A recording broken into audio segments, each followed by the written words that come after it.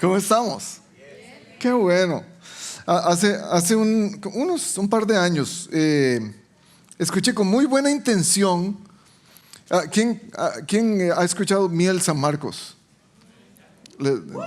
¿A alguien le gusta Miel San Marcos? Con muy buena intención, ellos trajeron a la vida una canción que yo cantaba cuando estaba bien pequeño, hace como 10 años atrás. Y usted se la sabe. La canción dice: Espíritu Santo, bienvenido a este lugar. Ya me imagino sabe cuál es. Con muy buena intención la grabaron de nuevo y le pusieron hasta un ritmo nuevo y demás. Y sin embargo, aún cantándola desde niño, yo no me daba cuenta de lo que está diciendo la canción. Está diciendo: Espíritu Santo, bienvenido a este lugar. Jesucristo, bienvenido a este lugar. Padre omnipotente de amor, bienvenido a este lugar. Es la letra. No hay nada de malo en la letra. Lo que pasa es que yo le tengo que dar la bienvenida a Dios a un lugar donde Él nunca se ha ido. Y esa parte me puso a pensar. Porque si quiere decir que la presencia de Dios ahora está en todo lugar, porque yo estoy cargando la presencia de Dios conmigo en todo lugar, ¿cómo es que le tengo que dar la bienvenida? Entonces eso me lleva a toda una confusión teológica. Agárreme con paciencia, porque ustedes saben que a mí me da por hacerme bolas a veces en mis pensamientos, pero eso me lleva a tener una confusión, pero también un conflicto teológico. Si Dios nunca se ha ido, si Él prometió quedarse conmigo para estar conmigo para siempre, ¿por qué le tengo que dar la bienvenida? A la hora de darle la bienvenida, quiero decir que posiblemente Él se va. Y cada vez que Él se va, le doy la bienvenida para que esté conmigo otra vez. ¡Ay, hola de nuevo!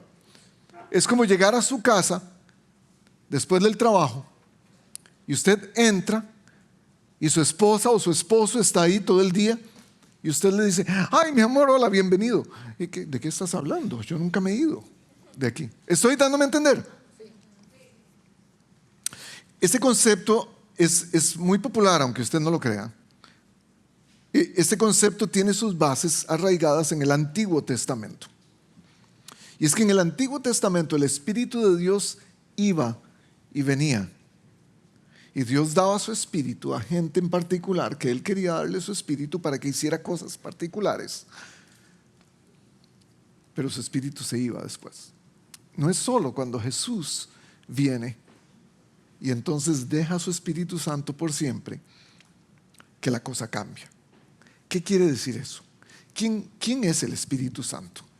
¿Qué es esto? Hemos visto en nuestra serie de sermones, estamos basándolo, poniendo nuestras bases cristianas. Estamos hablando de en qué creemos y por qué lo creemos. Si usted no cree en algo particular, usted posiblemente puede creer en cualquier cosa. Es el gran problema del cristianismo. No es que usted crea en algo diferente a Cristo. Para mí ese no es el gran problema. Para mí el gran problema es creer en cualquier cosa. Y muchas veces los cristianos tenemos esa tendencia. Creemos en cualquier cosa y no tenemos una base sólida, y es por eso que estamos hablando de estos principios básicos, estos fundamentos de la vida cristiana que queremos que cada uno de nosotros podamos tener a la hora de tener una relación con Cristo. Entonces dijimos que la base es una historia, la historia de la salvación. La historia de la salvación dividida en 4 partes para que usted se la aprenda fácilmente. El primero es creación. El segundo es caída. El tercero es el rescate.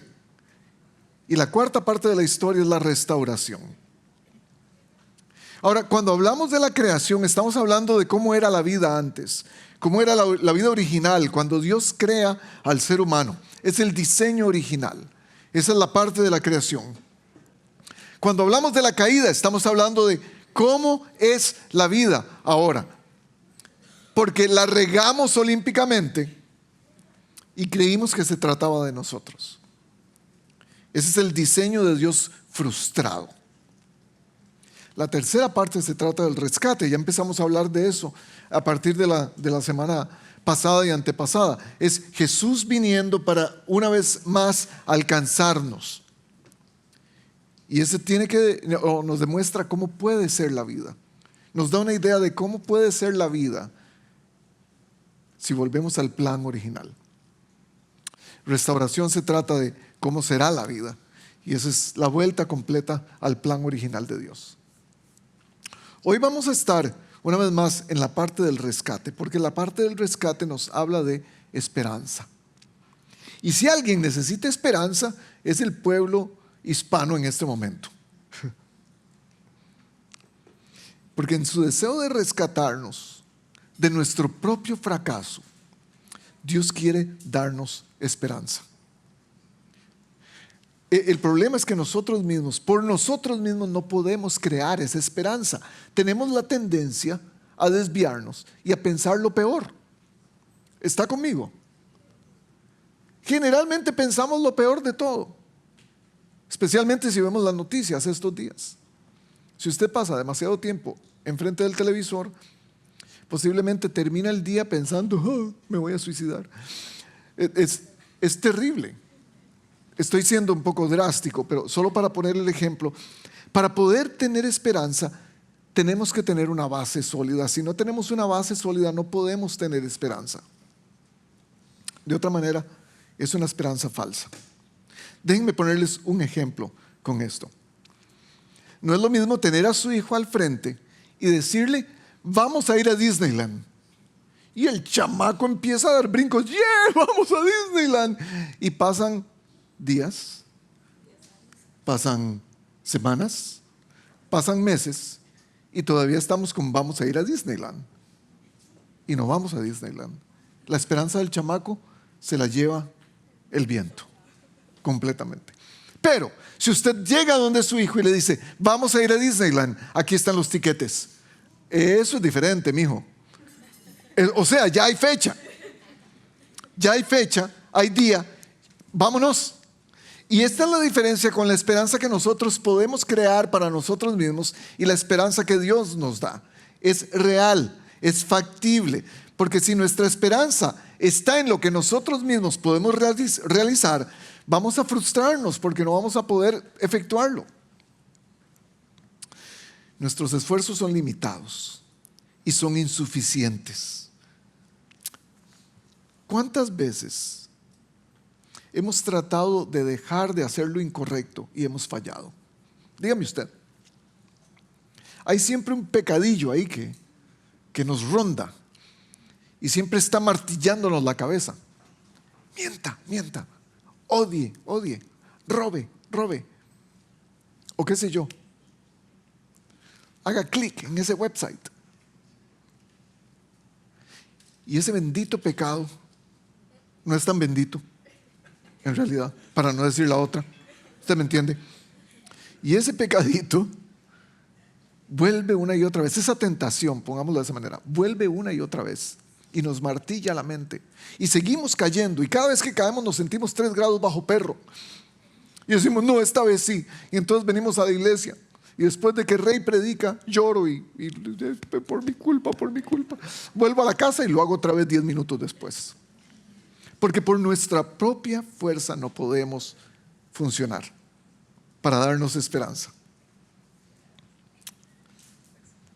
Hablando como raza humana, ¿cuánto ha fallado la humanidad?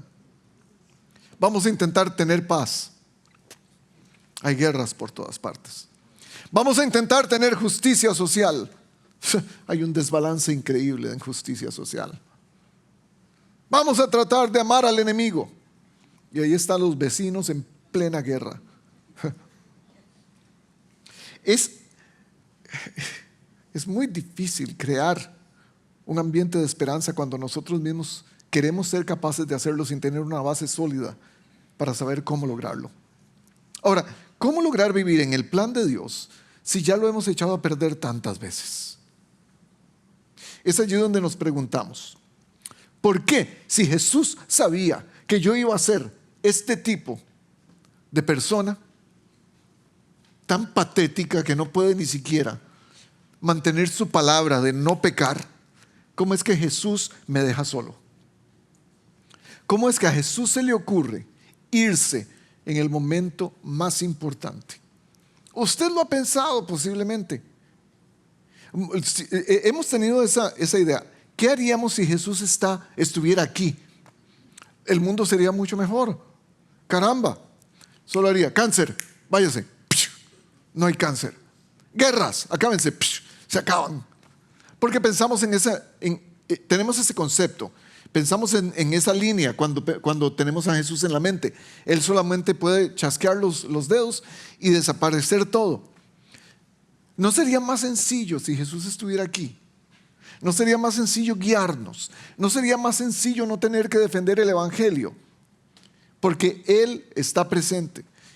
Y todo iría hacia Él, lo dirigiríamos hacia Él. ¿No sería más sencillo para nosotros creer si lo pudiéramos ver? Pero no. Pero Jesús decide irse. Y la Biblia nos enseña que nuestra fe no debería estar basada en el aspecto físico de quién es Jesús. Nuestra fe tiene que estar basada en algo más profundo. Tiene que estar basada en confianza. De eso se trata la fe, de confiar. Hay dos aspectos de eso. El primer aspecto de la fe como confianza es cuando sabemos que Dios está diciendo algo y tenemos que seguirlo porque Él es Dios. Ese es el aspecto más básico de la fe. Hacer lo que Dios dice porque Él lo dice. Y yo tengo confianza de que eso es cierto. En otros términos eso se llama obediencia. Confiamos en Dios, confiamos en Jesús aunque Él no esté aquí por obediencia. Por ejemplo, mi papá me decía cuando yo era niño, es bueno ir al dentista. Yo pensaba, mi papá debe estar loco. Porque ¿a quién le gusta ir al dentista? ¿Quién puede pensar que ir al dentista es bueno? El dentista es un demonio vestido de blanco con una cosa que hace y me duele los dientes y me mete una inyección en la encía hasta lo más profundo. Según él, dice que para hacerme el bien. Eso no puede ser. Y esta es la idea con Dios. Dios nos dice muchas veces, haga o no haga. Él deja sus mandamientos y nosotros podemos pensar, no, Dios es mi papá loco que cree que ir al dentista es bueno. Y sin embargo yo iba al dentista porque yo sabía que mi papá quería lo mejor para mí. Ese es el primer aspecto de la fe. Cuando hacemos lo que Dios pide por obediencia. El segundo aspecto de la fe, es confiar en Dios porque Él sabe más que yo. Y esta parte yo no sé si usted la ha pensado, pero Dios, la capacidad de Dios para guiarnos es mucho más grande que nuestra capacidad para seguirle. ¿Me están siguiendo? A veces pensamos que somos tan capaces de seguir a Dios que nadie tiene que decirnos nada de aquí en adelante. Yo puedo hacerlo por mí mismo. Estamos cayendo en el error de Adán y Eva. Pero cuando entendemos que la capacidad de Dios es mucho más grande que la mía para seguirle, entonces le damos a Él todo. Se trata de que Él sabe guiar, no de que nosotros sabemos seguirle. Se trata de que Él es el buen pastor, no que yo soy una buena oveja. Por eso ser bueno no es suficiente en la vida cristiana. Tiene que ver con ser obediente. Ahora, ¿cómo hacemos todo esto? ¿Cómo ponemos nuestra confianza en Dios si no podemos verlo? A mí me encantaría que usted levantara la mano, pero como yo conozco a mi pueblo, nadie me va a levantar la mano. Solo 3. y vamos a caer en el mismo chiste de siempre, porque solo 3 levantan la mano y yo digo, los 3 que levantaron la mano y ya el chiste está quemado. Entonces no les voy a pedir que levanten la mano. Entonces ya hice mi catarsis ahí con ustedes. Pero si yo le pudiera preguntar, ¿cuántos de ustedes han dudado en Dios alguna vez en su vida porque no lo han visto? Yo sería el primero en levantar mi mano. He tenido esa duda. Y aquí es donde está la base, la frase con la que vamos a comenzar este sermón de hoy. Jesús se fue, no lo podemos ver. Pero Él se fue para no estar con nosotros. Él se fue para estar ahora en nosotros. Y son 2 cosas diferentes. No lo vemos, no está a nuestro alrededor, ahora está dentro de cada uno de nosotros. Y con eso en base, vamos a leer Juan, capítulo 16, de los versículos 1 al 15. Juan 16. Ok, tengo que preguntar, ¿cuántos trajeron Biblia? Muy bien, los amenes. Juan 16, del 1 al 15. Hoy sí vamos a leer un poco. Este es Jesús, antes de morir. Está hablándole a sus discípulos de que se tiene que ir, de que va a morir, prediciendo su propia muerte. Y entonces comienza diciendo, todo esto les he dicho para que no flaquee su fe. Su fe. Los expulsarán de las sinagogas, llegará el día en que cualquiera que los mate pensará que está prestando un servicio a Dios. Actuarán de este modo porque no nos han conocido ni a mi Padre, y a mí esa palabra es muy importante. No nos han conocido ni a mi Padre ni a mí. Y digo esto para que cuando llegue ese día se acuerden de que ya se lo había advertido. Sin embargo, no les dije esto al principio, porque yo estaba con ustedes. No les dije esto al principio, porque yo estaba con ustedes. No les advirtió, porque Él estaba con ellos. La diferencia es, Él estaba entre ellos. Ellos estaban completamente seguros de todo lo que Él decía y hacía. No había necesidad. Ahora, dice el versículo 5, vuelvo al que me envió. Pero ninguno de ustedes me pregunta, ¿a dónde vas? Al contrario, como les he dicho estas cosas, se han entristecido mucho. Estos 2 versículos son sumamente importantes porque representan la naturaleza del ser humano. Y usted dice, ¿dónde? Que no lo veo. Jesús les está diciendo, tengo que volver al Padre, tengo que irme, no voy a estar con ustedes más. Y ustedes me preguntan, no me preguntan a dónde vas, sino se ponen tristes. Se trata más de cómo se sienten por mi partida que de a dónde voy, les está diciendo Jesús. Ustedes están más interesados en la falta que les voy a hacer. Pobrecito yo, porque Jesús no está conmigo, básicamente. Están más interesados en eso que en preguntarme, ¿a dónde vas? ¿Por qué vas al Padre? ¿Cómo llegar al Padre? ¿Vamos bien? Eso es muy humano. Versículo 7. Pero digo la verdad, les conviene que me vaya, porque si no lo hago, el Consolador. Esa es la palabra, ¿verdad? Que tienen, el Consolador. ¿Alguien tiene otra palabra? Ahí. El ayudador, dicen otras versiones. El abogado, dicen otras versiones. No vendrá a ustedes. Voy a leer otra vez. Pero digo la verdad, les conviene que me vaya, porque si no lo hago, el Consolador, el abogado, el ayudador no vendría a ustedes. En cambio, si me voy, se lo enviaré. Y cuando Él venga, convencerá al mundo de su error en cuanto al pecado, a la justicia y al juicio. En cuanto al pecado, porque no creen en mí. En cuanto a la justicia, porque yo voy al Padre y ustedes ya no podrán verme. Y en cuanto al juicio, porque el príncipe de este mundo ya ha sido juzgado. Vamos a llegar ahí, no se preocupe por ese texto. Muchas cosas me quedan aún por decirles que por ahora no podrían soportar. Oiga, por ahora no podrían soportar. Y yo me imagino a los discípulos, me imagino a Pedro viendo a Jesús y diciéndole, usted no me conoce lo inteligente que soy yo. Suélteme, dígame. Pero cuando venga el Espíritu de verdad, versículo 13, Él los guiará a toda verdad, porque no hablará por su propia cuenta, sino que dirá solo lo que oiga y les anunciará las cosas por venir. Él me glorificará, porque tomará de lo mío y se lo dará a conocer a ustedes.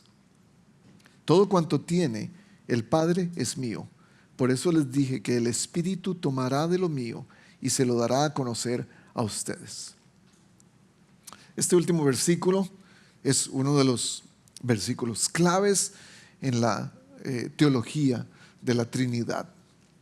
Usted ha escuchado eso, ¿verdad? La palabra Trinidad, la Santísima Trinidad lo llaman en algunos grupos.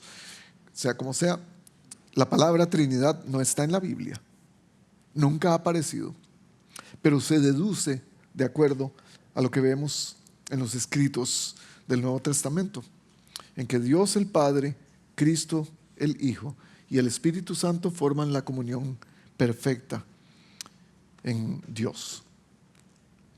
Y este es Jesús. Hablemos del Espíritu Santo. ¿Quién es?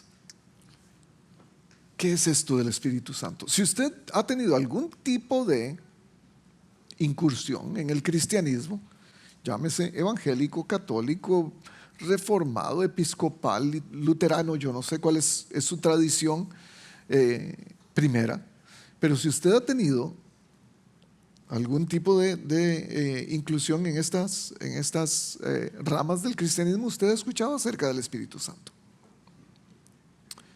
Empecemos hablando del Espíritu Santo. Notas, pueden agarrar sus notas. Número 1, es una persona, no es una cosa. Es una persona. No es solo una entidad espiritual.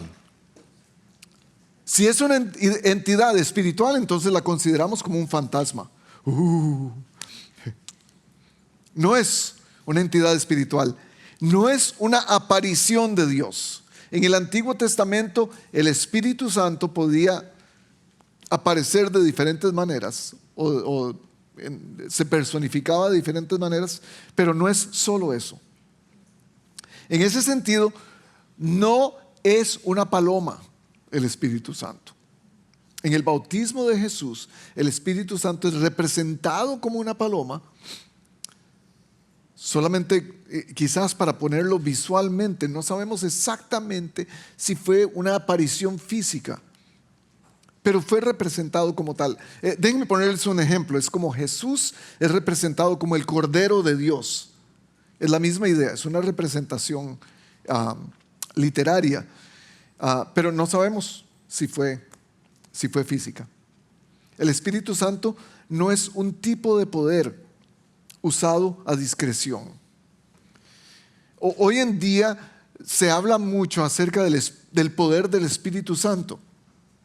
Y cuando nos hablan de poder del Espíritu Santo, también nos damos cuenta que no es solamente una manifestación extraña.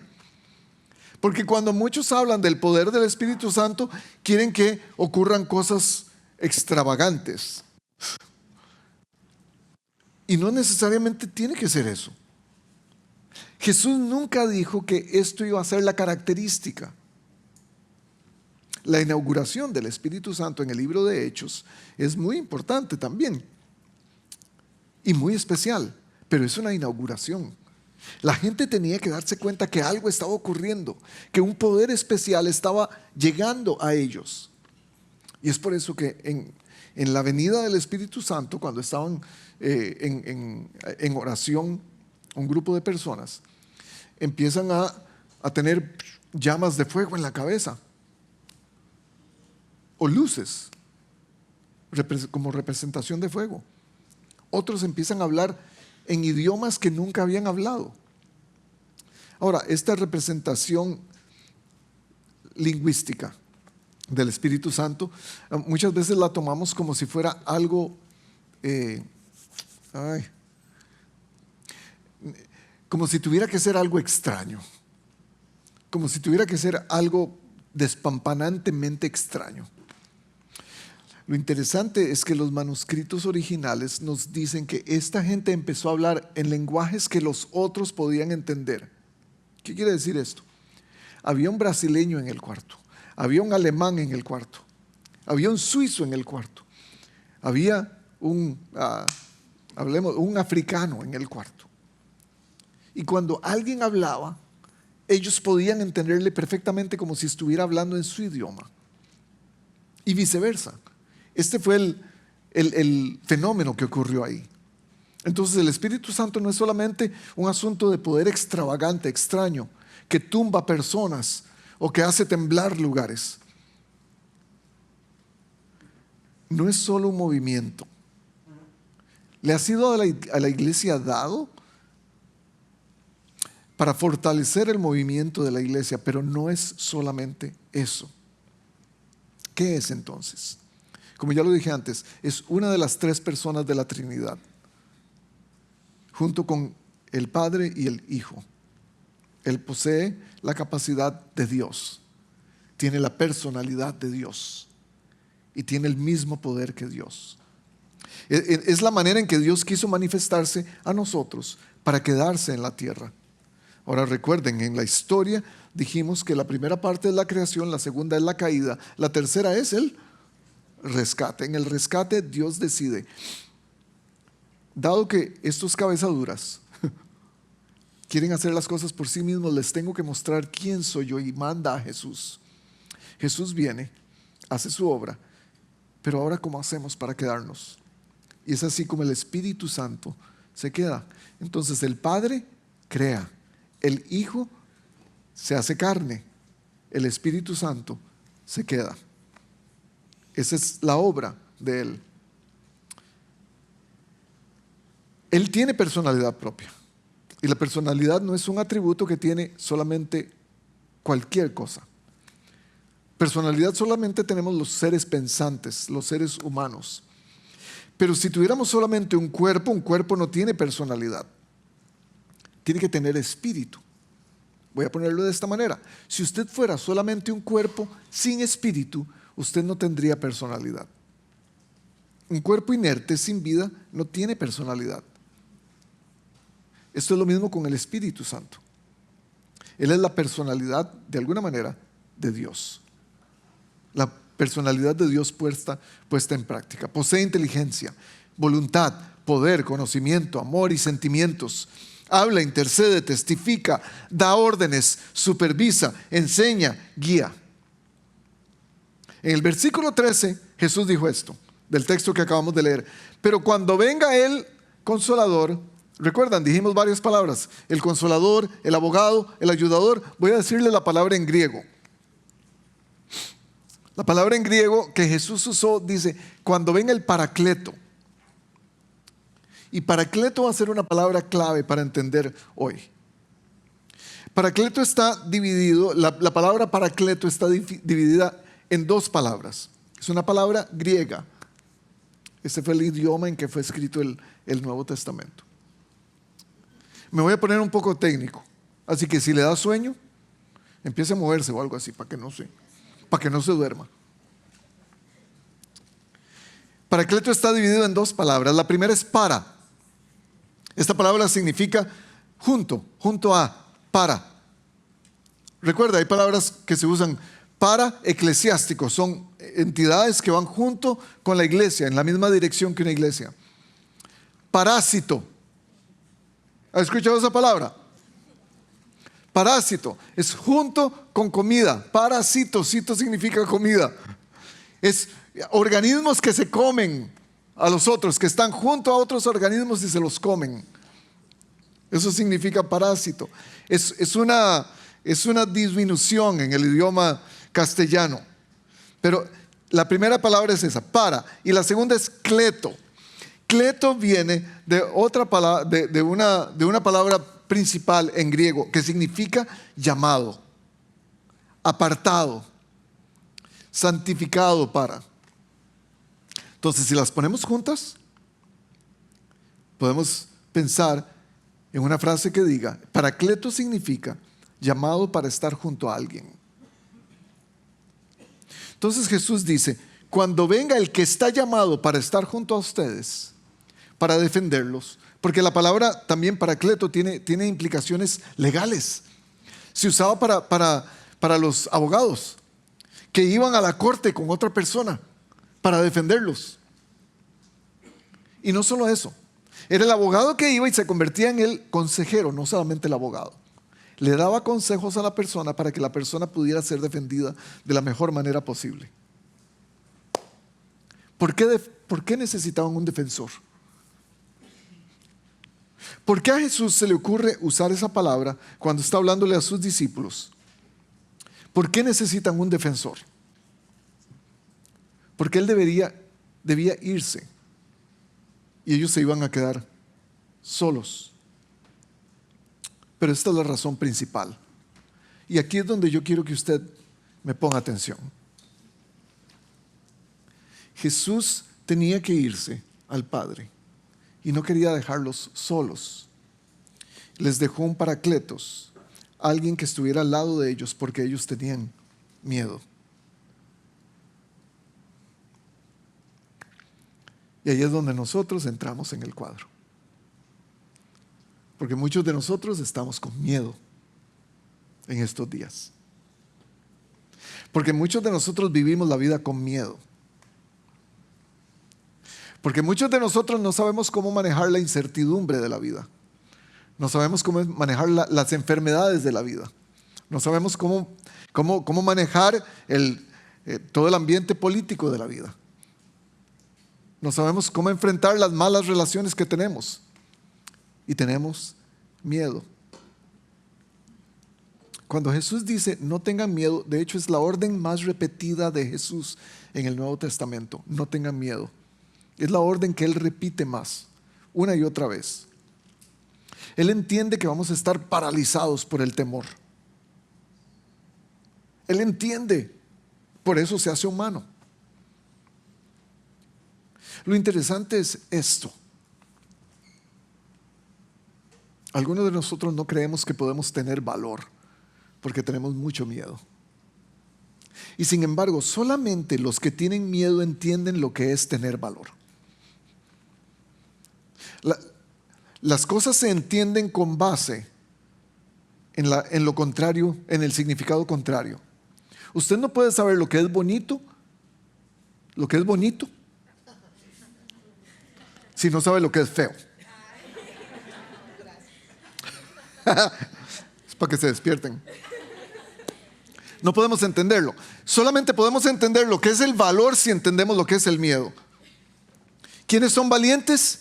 Solamente aquellos que a pesar de su temor se atreven a hacer algo. Esos son valientes. Esa es la descripción de un superhéroe, de un héroe.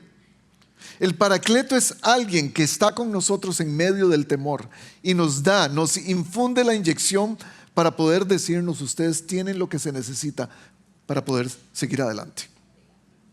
Este es el Espíritu Santo. Ahora, segunda cosa, sin el Espíritu Santo no hay vida cristiana. Es imposible que haya. Estoy intentando hacer todo esto.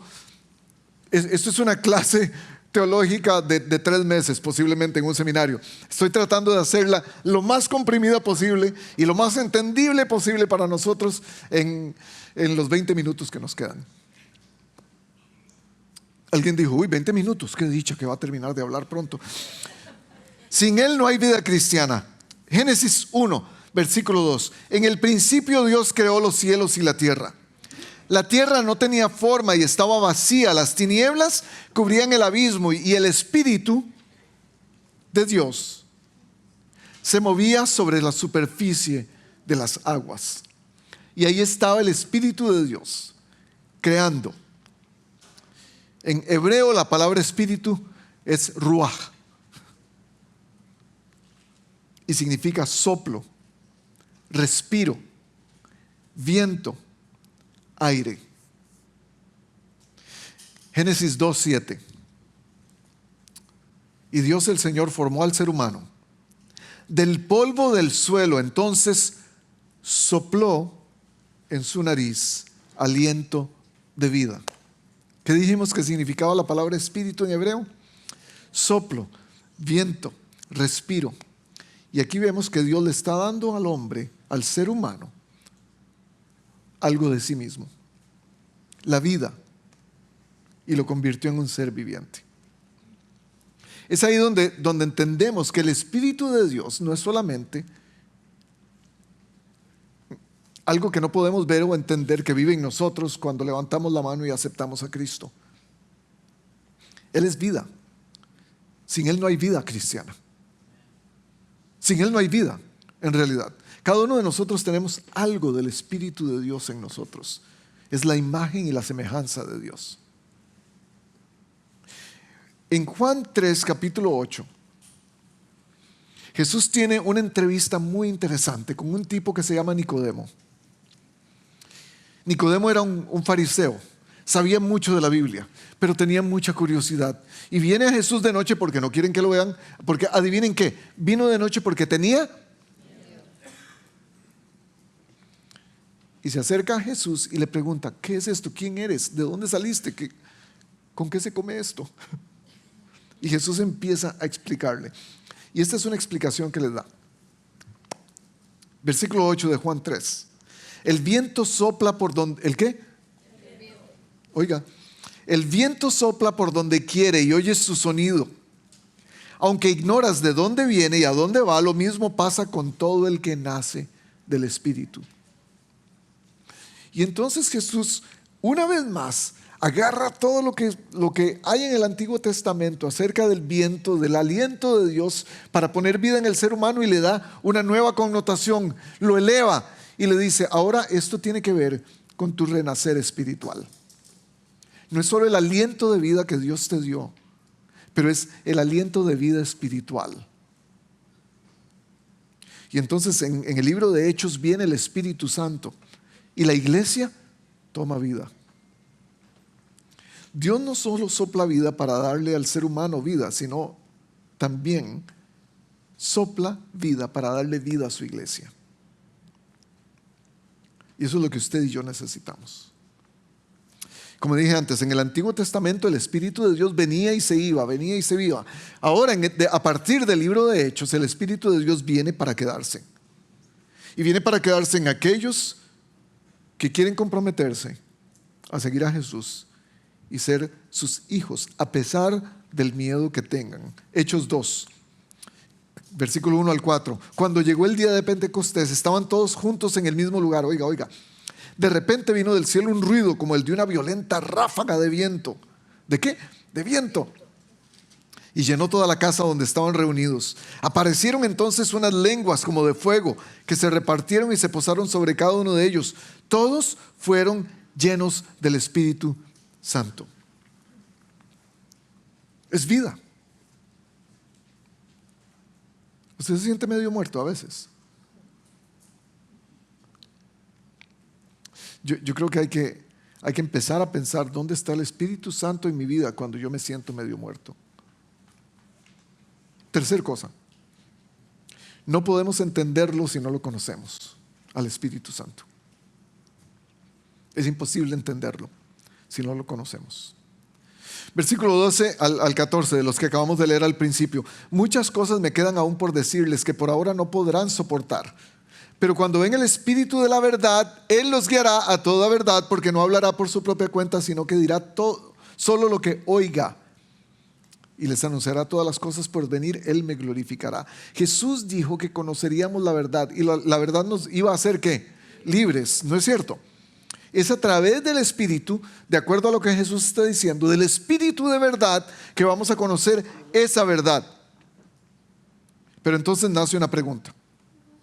¿Cómo conocer al Espíritu Santo si nosotros no somos muy santos, que digamos? ¿Me escuchó esa, verdad? O sea, usted sabe el pecadillo ese del que hablé al principio. No somos muy santos, que digamos. O sea, ¿cuántos? No me van a levantar la mano otra vez. Y las tres y la misma cosa. Pero no sé cuántos de ustedes hoy, antes de venir aquí, discutieron en casa. Ayer en la noche, antes de acostarse, discutieron con alguien en casa. ¿Quién tuvo un mal pensamiento en el camino, en el carro? ¿Quién está teniendo un mal pensamiento en este momento? Yo creo que todos estamos abiertos para eso. No somos muy santos, que digamos. ¿Cómo es que Dios quiere poner su Espíritu Santo en nosotros?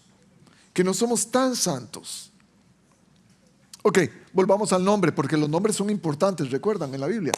Jesús dice, el Paracleto, Él es el que va a venir en mi lugar. El ayudador, el abogado defensor, Él es el que va a venir en mi lugar. ¿Qué dijimos que significaba la palabra para? ¿Recuerdan? Junto. Y cleto, llamado. Es interesante porque a partir de Hechos, a este grupo de gente, que son los que quieren seguir a Jesús, se les empieza a llamar iglesia.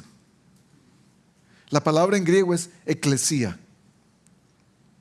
Y la palabra está compuesta, una vez más, por dos palabras. Ek, la primera parte, que significa desde. Y la segunda parte es clesía. Es una forma de la palabra cleto, como el Espíritu Santo. Y significa, ¿recuerdan? Llamado. Llamados desde. Eso significa la palabra iglesia. Llamados desde. Escogidos desde. Santificados desde. Quiere decir que aún en lo que significa el nombre de nuestro grupo, Dios está tomando en cuenta que usted y yo somos llamados a ser santos. Somos separados para que el Espíritu Santo haga su obra perfecta en nosotros. Hay una unión entre el llamado del Paracleto y el llamado de la iglesia. El Paracleto apoya a los santos y los santos son separados para estar con Dios. Santos. Pero la iglesia es más corrupta, usted me podrá decir. La iglesia es un grupo de pecadores llamados a ser santos a través de la obra del Espíritu Santo. Así que, déjeme decirle, si usted hoy vino, no sé si está por primera vez o no, pero si usted hoy vino sintiéndose descalificado por estar aquí, déjeme darle la bienvenida. Porque el primer descalificado está hablándole en este momento. Ninguno de nosotros tenemos ninguna calificación para poder estar aquí. Todos tenemos algo. Tenemos algo en nuestro pasado, tenemos algo en nuestro presente, tenemos algo en nuestro futuro que nos descalifica completamente de la presencia de Dios. Ahora, a través del Espíritu Santo, Dios quiere hacernos santos como Él. Les pongo un ejemplo. Si usted pertenece a la familia Solís, por ejemplo, un apellido. ¿Hay alguien Solís aquí? Qué dicha. Por si acaso digo algo malo. Si usted ha sido adoptado en la familia Solís, sus padres tratan de formar en usted el carácter ¿de quién? De los Solís, obviamente, a través de su influencia y de su guía, para que cuando usted tenga uso de la razón, usted se pueda dirigir, usted se pueda comportar como un... Eso es lo que hace Dios. Exactamente. Nosotros éramos pecadores, Él nos adopta como sus hijos, nos hace santos, para que a través de la formación que el Espíritu Santo quiere darnos en compañía de nosotros, paso a paso, nosotros podamos llegar a ser como Cristo. Y esa es la idea de lo que hace el Espíritu Santo. ¿Por qué es mejor que se vaya Jesús y venga el Espíritu Santo? Su siguiente grupo de notas. La primera cosa, porque muestra al mundo quién es pecador. Cuando Él venga, dice el versículo 8, convencerá al mundo de su error en cuanto al pecado, a la justicia y al juicio. En cuanto al pecado, porque no creen en mí. Muestra al mundo quién es pecador. Nos recuerda qué malo hemos hecho. Porque es santo. Y lo que tiene santidad no puede estar cerca de lo que no tiene santidad. Y es un recordatorio frecuente en nuestra vida, para que veamos la importancia de ser santos como Dios. Ahora, recordar es algo que debemos aprender todos. Y el Espíritu Santo trabaja a nuestro lado para animarnos y para recordar. Recordar de a dónde venimos y hacia dónde vamos. Venimos de una vida de pecado, nacidos en pecado, pero vamos a una vida de santidad con Dios. Y si no estamos conscientes de nuestro pecado, no vamos a poder dejar que el Espíritu Santo haga esa obra en nosotros. Este es el asunto. Ser cristiano no significa ser buena gente. Ser cristiano no significa solamente darle de comer a quien no tiene comida, compartir mi dinero con quien no tiene. Es un aspecto puramente social del cristianismo. Ser cristiano tiene que ver con ser santos como Dios es santo. Es seguir a Cristo, ser como Cristo, caminar como Él. Y usted y yo podemos ver el pecado en el mundo y podemos criticarlo y podemos decir qué tan horrible mundo en el que vivimos. Podemos ver nuestro propio pecado en el espejo y decir, no me gusta lo que hago. Pablo decía, él mismo dijo, hago lo que no quiero hacer, sigo pecando, sigo haciendo la tontería del pecadillo ese que me sigue martillando la cabeza. Pero el Espíritu Santo viene para convencernos de ese pecado y decirnos, ese pecado está allí, pero no tiene que ser lo que te caracteriza. Convencer al mundo de pecado quiere decir exponer lo que está oculto. Porque cuando conocemos la verdad nos hace libres. Y la verdad no tiene nada que ver con la mentira. Ahora, oiga lo que dice Hebreos capítulo 15. El Espíritu Santo nos da testimonio diciendo, este es el pacto que haré con ellos después de aquel tiempo, afirma el Señor. Pondré mis leyes en su corazón, las escribiré en su mente y nunca más me acordaré de sus pecados y de sus maldades. Es una participación. Cuando el Espíritu Santo camina con nosotros, empezamos a participar con Él. Pero primero, número uno, entendiendo qué es nuestro pecado. Y el Espíritu Santo nos va a mostrar lo que no está bien en nuestra vida. Esta es la pregunta. ¿Estás al tanto de tu pecado en tu vida? ¿O lo dejas pasar como si nada? Porque nos encanta meter la pata y la sacamos, aunque esté llena de barro, y decimos, sigo caminando como si nada. Si no digo nada, nadie va a decir nada. Yo creo que es importante estar al tanto de nuestro pecado y declarárnoslo a nosotros mismos algunas veces, pedir perdón y seguir adelante. Segunda cosa, porque muestra al mundo quién es inocente. ¿Por qué es importante que se vaya? Porque es mejor que Jesús se vaya, porque muestra al mundo, o porque es mejor que el Espíritu Santo se quede, porque muestra al mundo quién es inocente, y el inocente es solamente uno, y es Cristo. Nos encanta la idea de que la justicia sea expuesta cuando hay pecado, porque si hay justicia, el que quiebra la justicia recibe lo que merece, ¿no es cierto? Todos han pecado y están privados, excluidos de la presencia de Dios. Y el Espíritu Santo muestra a Cristo como el único inocente, no soy yo. Entonces me evita ir y tratar de juzgar por mí mismo al mundo, porque solo hay un inocente y es Cristo. Y número 3, porque muestra al mundo quién será juzgado. Y aquí es donde donde se pone la cosa color de hormiga. Y usted dice, esa parte no me gusta. Y sin embargo, el texto nos está diciendo que quien va a ser juzgado es el creador de todo lo que es incorrecto y malo. Y es el enemigo, Satanás. Pero el Espíritu Santo y su compañía nos ayuda a reconocer cuál es la obra de Satanás en el mundo para poder pararla. No que nosotros somos juzgados a cada momento, porque el Espíritu Santo trabaja como abogado, intercediendo por nosotros también, sino que el enemigo de las almas ha sido juzgado eternamente ya. Cuando no podemos diferenciar entre pecado y santidad, no estamos dejando que el Espíritu Santo haga su trabajo en nuestra vida. ¿Qué quiero decir con esto? Es difícil pensar en ser juzgado por mi pecado cuando no creo que lo que estoy haciendo es pecado. ¿Eso tiene sentido? Cuando me creo muy bueno, cuando hasta me duele la espalda porque me están saliendo alas, de Ángel.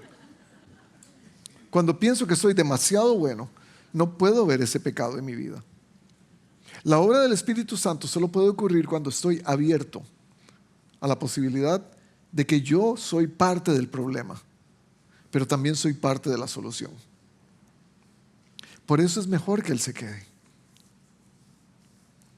Jesús no hubiera podido hacer eso por sí mismo, porque hubiéramos puesto la confianza solamente en una persona física. Ahora esa persona vive en nosotros y nos dice constantemente lo que tenemos que hacer, a dónde ir, cómo evitar nuestro pecado. Entonces, ¿qué hace el Espíritu Santo? 3 últimas cosas. ¿Qué hace? 3 cosas. Número 1, nos muestra la verdad. Quiere decir que ya no vivo en ignorancia. Ahora sé.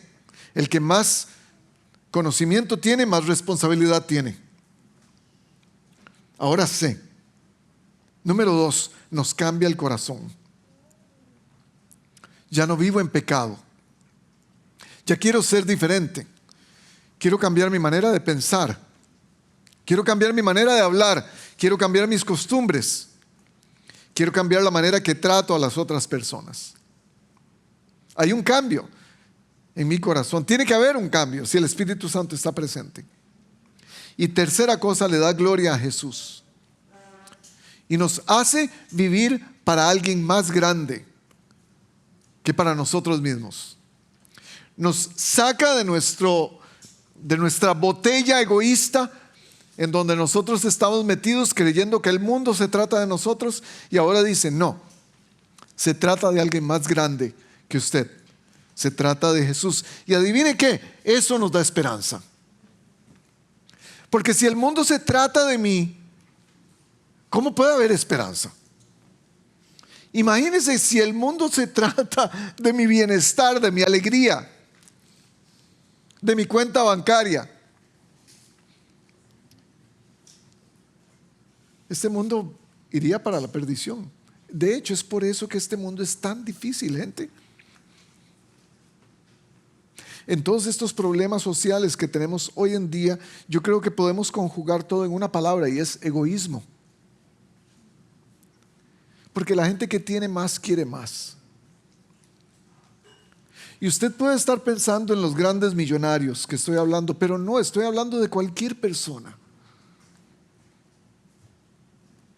Cualquiera de nosotros, usted en su limitado mundo económico o social, si usted quiere más, usted trata de ir y conseguir más.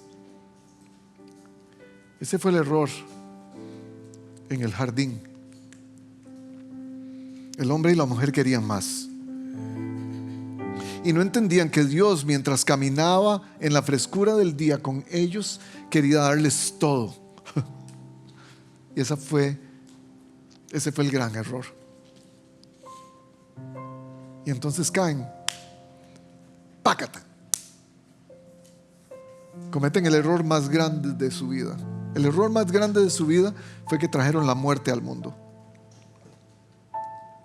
Y aquí está Dios tratando de alcanzarlos, enviando su espíritu de vez en cuando para que ellos entendieran cuál era su corazón, pero no entendieron. Y entonces dice, me voy a mandar a mí mismo. Y manda a Cristo. Y Cristo les enseña todo lo que Él pudo en 3 años y medio. Y al final dijo, ustedes tienen que aprender a caminar solos. Ustedes no pueden estar agarrados de mi mano física todo el tiempo. Ustedes no pueden estar esperando milagros todo el tiempo. Ustedes no pueden estar esperando mis palabras sabias a cada momento. ¿Qué tal si se las doy y las pongo en su corazón? Este es el Espíritu Santo. Colosenses capítulo 1. El misterio que se ha mantenido oculto por siglos y generaciones, pero que ahora se ha manifestado a su pueblo santo. ¿A su pueblo qué? Santo. Una vez más, a usted y a mí. A estos Dios se propuso dar a conocer cuál es la gloriosa riqueza de este mundo entre las naciones ¿Y saben cuál es? Cristo en nosotros, no Cristo con nosotros, Cristo en nosotros, la esperanza de gloria. Si usted vino sin esperanza, después de este sermón que podría ser demasiado cerebral para usted, pero si usted vino hoy sin esperanza, déjeme decirle, si el Espíritu Santo mora en su vida, no hay por qué temer. Yo no sé cuál es la situación que usted está pasando, pero si el Espíritu Santo vive en usted, la esperanza de gloria está en usted. Señor, damos gracias por tu esperanza de gloria. Es Cristo en nosotros, oculto por siglos, por generaciones, pero ahora viene Cristo y nos lo muestra y nos lo deja. Oh Señor, cuántas veces hemos sido negligentes y no hemos metido mano en tu Espíritu Santo que vive en nosotros porque queremos seguir viviendo nuestra vida. Y mientras estamos en este estudio de las bases de nuestra vida, de lo que creemos, rogamos que tú seas quien nos abra la mente y el corazón, que tú seas el paracleto que viene a caminar junto a nosotros en santidad para sacarnos y hacernos santos. Que tu Espíritu Santo pueda abrir el entendimiento de nuestra mente y nuestro corazón cada día, en cada momento. Y que ahora no tengamos que decir que eres bienvenido porque ya vives en nosotros, porque ya eres parte de quienes somos nosotros. Oro por cada uno de mis hermanos, de mis amigos que están en este cuarto, que si el Espíritu Santo no se ha revelado a ellos como tal, que hoy sea el día para hacerlo. Y oramos en el nombre de Jesús. Amén.